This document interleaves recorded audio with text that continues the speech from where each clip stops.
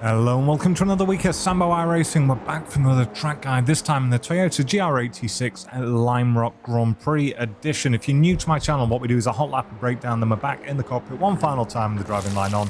Any questions, let me know in the comments. And this is, of course, using the fixed setup for the Buttkicker Cup, but you can use it in the production car as well if it comes here. Right, let's start the lap.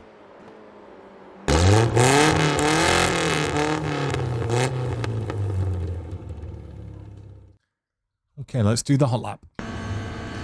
So quite simple, brake at the 2, not overly hard, just up to about 75, down to 4th, down to 3rd, and then down to 2nd, just feed that power back on, back over to the right hand side, up to 3rd gear, little dab of the brakes, down to 2nd gear, try and hook those tyres over the left hand side, flat out here through turn 4,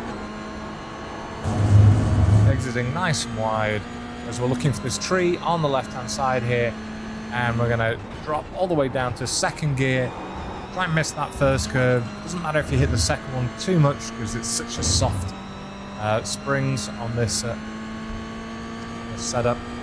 We stay in 3rd, we just do a lift round here and then back up to full gas, change up to 4th, and then we can take this flat if we get it just right using the camber. You will still exit wide. You're only going to use the rumble strip and over and across the line in a 58.754. Quite short lap, should be very close racing around here. Let's do the breakdown. Okay, time for the breakdown. So, first braking marker is the 2 coming up here. So we're going to brake up to about 75%. We're going to start trailing that off. Still trailing it off. We've dropped down from 5th to 4th to 3rd.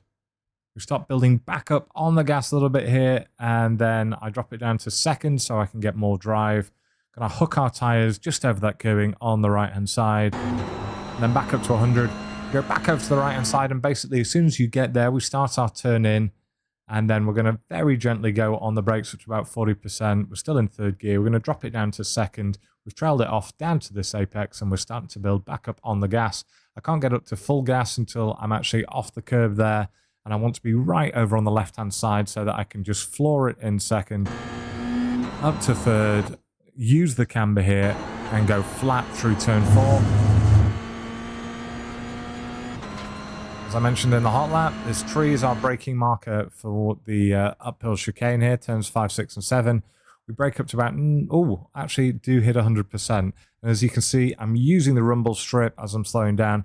I drop it down to 3rd to 2nd, and then I start building back up on the gas, and I get up to 100% as soon as I've cleared the first apex. And as I say, I do jump this curb a little bit on the left, that's absolutely fine, and then try and avoid the one on the right.